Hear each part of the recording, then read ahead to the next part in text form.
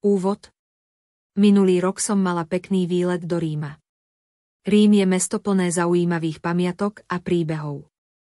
Keď som tam bola, počúvala som rôzne mýty a legendy o týchto miestach. Napríklad o tom, ako bol Rím založený bratmi Romulom a Remom, alebo o fontánach, ktoré vraj splnia priania. Tento výlet ma inšpiroval k tomu, aby som vám porozprávala o tom, čo ma zaujalo. Prvý večné mesto. Večné mesto, ako je Rím nazývaný, vznikol podľa legendy 21. apríla 753 pred naším letopočtom, PNL, a jeho názov pochádza z mena etruského kmeňa Ruma. Práve etruskí králi vládli regiónu a mestu až do roku 510 PNL, kedy boli z mesta vyhnaní a vznikla Rímska republika. Rím sa volá Večné mesto, lebo je veľmi starý a stále tu je. Môžeme ho teraz vidieť rovnako, ako ho videli starí Rimania. Už pred tisíckami rokov v ňom žili ľudia a postavili obrovské budovy. Napríklad Koloseum, kde bojovali gladiátori. Aj keď Rímska ríša padla, Rím stále existuje. Má veľa starých chrámov a krásnych sôch. V Ríme je aj Vatikán, kde býva pápež. Rím je plný príbehov o starých cisároch a bohoch. Kedysi bol najsilnejším mestom sveta. Jeden rímska vlčica a mýtus o založení Ríma. Potom, ako boh Mars zviedol kňažku Reu Silviu, dcéru Numitora, narodili sa jej dvojčatá. Volali sa Romulus a Remus. Ich strýko ich prikázal vložiť do košíka a spustiť do rieky Tiber. Rieka ich vyplavila pri úpetí vrchu Palatín. Našla ich vlčica, kapitolská vlčica. Vlčica bola dobrá a rozhodla sa ich zachrániť. Dala im svoje mlieko, aby neboli hladní. Chlapci rástli a boli silní ako skutoční vlci. Po čase ich našiel pastier Faustulus a vzal ich domov. Vychoval ich ako vlastné deti. Keď vyrástli, dozvedeli sa, že sú synmi boha vojny Marsa a kňažky Rej Silvie. Bratia sa napokon rozhodli založiť nové mesto, v ktorom by vládli. Vybrali si miesto, kde ich vyplavil Tiber. Pohádali sa, kto bude kráľ. Romulus nakoniec vyhral a pomenoval mesto Róma, Rím, podľa seba, tak vznikol Rím. A vlčica sa stala jeho symbolom. Dnes ju vidíme na sochách po celom meste. Vlčica s dvoma chlapcami je známa na celom svete. To hovorí legenda.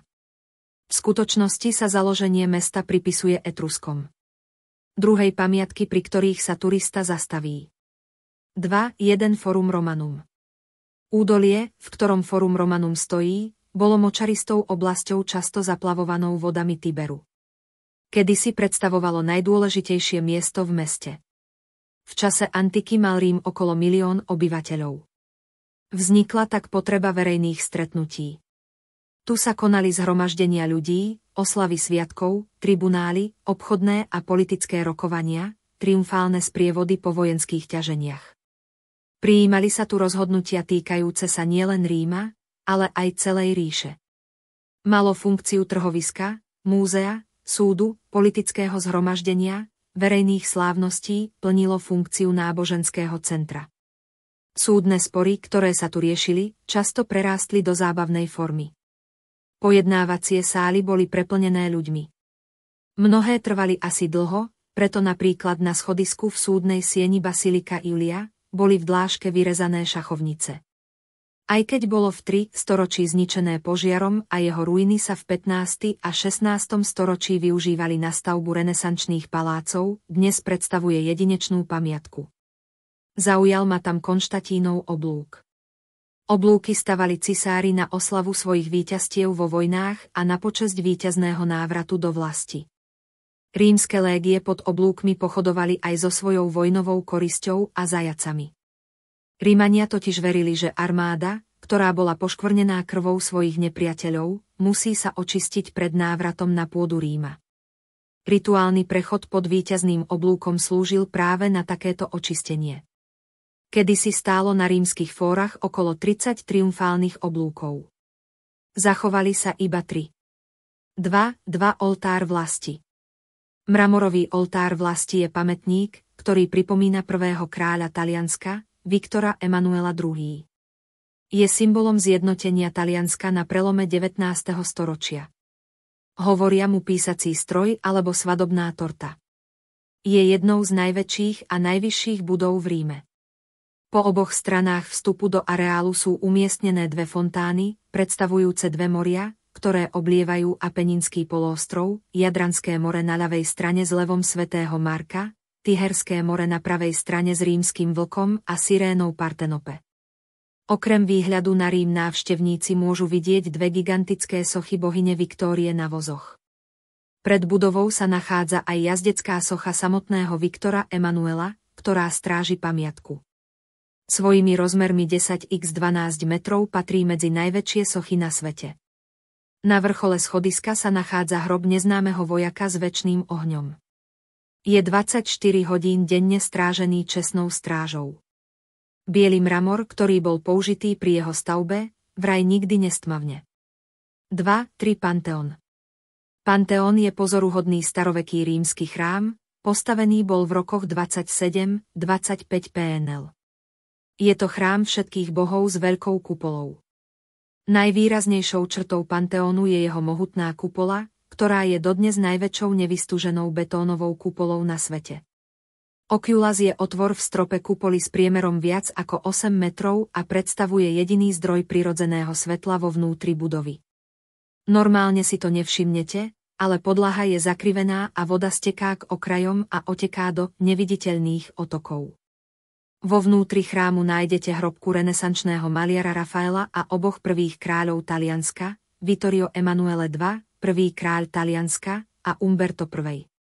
Pôvodný Panteón postavil Marcus Agrippa v roku 27 PN liter, ale tento, čo dnes vidíte, je od cisára Hadriána. Úspešne odolal mnohým zemetraseniam počas svojej takmer 2,000 ročnej histórie. Trevi pochádza z talianskeho slova trevie, čo znamená 3 cesty. Fontána je vyústením rímskeho akvaduktu, vodovodu Aqua Virgo, ktorý zásoboval centrum Ríma vodou z 20 kilometrov vzdialeného zdroja, postaviť ho dal Marcus Vipsanius Agrippa v roku 19 PNL. Fontána di Trevi, jedna z najznámejších pamiatok v Ríme. Jej stavba trvala 30 rokov. Denne cez ňu pretečie 80 000 kubických metrov vody. V strede stojí socha Neptúna, boha morí, ktorá je vysoká 5,8 meter, stojí na koči v tvare mušle, ktorú ťahajú 2 kone. Po stranách Neptúna stoja sochy, ktoré predstavujú blaho a zdravie. Voda vo fontáne pochádza z akvaduktu Aquae Vergine, ktorá bola považovaná za najlepšiu vodu v Ríme. Niekoľko storočí bola táto voda dovážaná do Vatikánu. Teraz je nepitná, jednou z najpopulárnejších tradícií spojených s fontánou di Trevi je hod mincov. Legenda hovorí, že ak si pravou rukou prehodíte mincu cez ľavé rameno, do Ríma sa určite vrátite. Každý týždeň úrady z fontány di Trevi vyberú približne 10 000 eur v minciach, ktoré sú potom venované charite alebo chudobným ľuďom. 2. španielske schody. 135 schodov sa stalo symbolom mieru medzi Francúzskom a Španielskom. Schody spojili španielske námestie s kostolom Trinit dai Monti, kostol Sv. Trojice, zač. 16. stor. Kostol na vrchole kopca bol francúzsky. V lete 2019 začal platiť zákaz sadať si na schody a konzumovať na nich jedlá a nápoje. Na mramorových schodoch zostávalo veľa žuvačiek, fľaky po jedle a pití nápojov, ktoré ľudia porozlievali, keď sedeli na schodoch. 2. Koloseum. Je jedným zo 7 divov sveta. Výstavba Kolosea sa začala za vlády cisára Vespasiána okolo rokov 70-72 n liter. V čase jeho smrti v roku 79 bola dokončená až po 3. poschodie. Vespasiánov syn Titus stavbu dokončil v roku 80. Koloseum bolo postavené predovšetkým na organizovanie gladiátorských hier a iných podujatí, otváracie hry trvali 100 dní. Bojovalo v nich 5000 gladiátorov a zahynulo 9000 kusov zvery. Hry, nazývané aj Munera, organizovali pre plebejcov, aby získali ich priazeň a hlasy vo voľbách. Okrem Munera, ktorá predstavuje boj medzi dvoma mužmi, boli veľmi populárne venationes, ktoré stavali ľudí proti zvieratám. Na tento účel sa z Afriky dovážalo obrovské množstvo zvierat, ktoré sa chovali v podzemí Kolosea. Gladiátori boli buď slobodní Rimania, otroci, odsúdení zločinci alebo vojnoví zajaci. V prípade, že gladiátor vyhral niekoľko zápasov, mal právo požiadať cisára o prepustenie na slobodu. Na znak prijatej žiadosti dostával bojovník drevený meč, ktorý predstavoval jeho slobodu a prísľub, že už nikdy nebude musieť bojovať. O živote porazeného rozhodovali diváci a cisár. Palec hore znamenal život, palec dole smrť. V Koloseu sa ľudia zabávali aj bitkou lodí. Vnútro amfiteátra bolo napustené vodou, v strede bol postavený malý ostrovček pre boje a do arény boli umiestnené menšie lode. Koloseum v Ríme malo pôvodne 80 samostatných vchodov. Tieto vchody boli rozdelené na základe rôznych spoločenských tried, panstvo malo oddelené vchody od prostých chudobných občanov. Ostatné vchody boli určené pre gladiátorov. Bránou života gladiátori vchádzali do amfiteátra pred krvi prelievaním a tí, ktorí prežili, ňou aj odchádzali. Bránou smrti boli vyvezení gladiátori, ktorí svoj boj neprežili. Podobne, ako boli rozdelené vchody, bolo na základe spoločenských tried rozdelené aj sedenie. Panstvo tak nikdy nesedelo pri prostých občanoch. Tretí Vatikán. Súčasťou Ríma je aj mestský štát Vatikán, ktorý vznikol 11.2.1929. Je to jeden z najmenších štátov na svete, Vatikán má svojich ozbrojených strážcov, švajčiarsku gardu. Do svojich služieb si ich ešte v roku 1506 zavolal pápež Julius II. Švajčiarska garda je vatikánskou armádou a dodnes slúži výlučne na to, aby ochránila pápeža za akýchkoľvek okolností. Vatikán je sídlom pápeža. Nachádza sa tam bazilika svätý Petra, v ktorej je pochovaný svätý Peter, prvý pápež. Vo Vatikáne sa nachádza bankomat komunikujúci v latinskom jazyku, hoci latinčina sa považuje za mŕtvý jazyk. Vo Vatikáne stále patrí medzi oficiálne jazyky. 3.1 Námestie svätý Petra. Námestie svätého Petra sa nachádza vo Vatikáne, najmenšej krajine na svete. Je tam bazilika svätého Petra, čo je najväčší kostol na svete, kupolu projektoval Michelangelo Buonarroti. Uprostred stojí obrovský egyptský obelisk, ktorý do Ríma priviezli okolo roku 40 PNL a ktorý presunuli na jeho súčasné miesto v roku 1586. Dnes obelisk slúži aj ako slnečné hodiny. Zmestí sa tam 500 000 ľudí. Pre návštevu baziliky a námestia svätý Petra platia obmedzenia v obliekaní. Musíte mať zakryté ramená, kolená, nedovoľuje sa ukazovať holé brucho ani tetovanie. Šaty, sukne a nohavice musia siahať pod kolená. 3. Anielský hrad. Po taliansky sa povie Castel Sant'Angelo. Nachádza sa na brehu rieky Tiber, pôvodne bol hrad postavený cisárom Hadriánom ako mauzoleum. Mauzoleum je druh budovy, ktorá slúži na umiestnenie často zabalzamovaných, telesných pozostatkov významných osobností. Dnes je v hrade Národné múzeum. 4. prínos. Moja práca mi pomohla lepšie sa zorientovať v talianskej histórii, mohla som spoznať nádherné pamiatky, pozorovať bežný život Talianov a ponúknuť získané informácie spolužiakom. Odporúčam návštevu Večného mesta. Určite sa tam ešte vrátim, veď som do fontány hodila mincu. A pre spolužiakov som prichystala hru. Aby si zopakovali vedomosti. Pravidla. Hru môžu hrať 4 hráči. Hráči sa postavia na štart. Kto hodí prvý 6, ide. Ak stúpí na lupu, ťahá si otázku. Ak odpovie správne, hádže ďalej, až dokým nepríde do cieľa. Záver. Som rada, že som navštívila Večné mesto, teda Rím.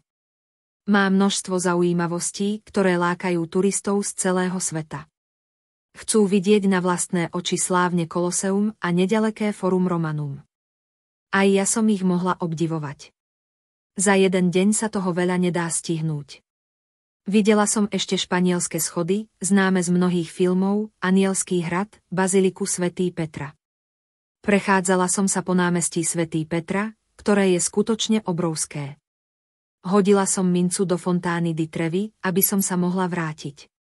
Zostalo ešte veľa pekných miest, ktoré by som chcela v Ríme navštíviť, napríklad Vatikánske múzeá a Sixtínsku kaplnku, určite sa chcem do Ríma vrátiť. Dýcha históriou, o ktorú sa zaujímam. Tak si urobte čas, inšpirujte sa a navštívte večné mesto, Rím.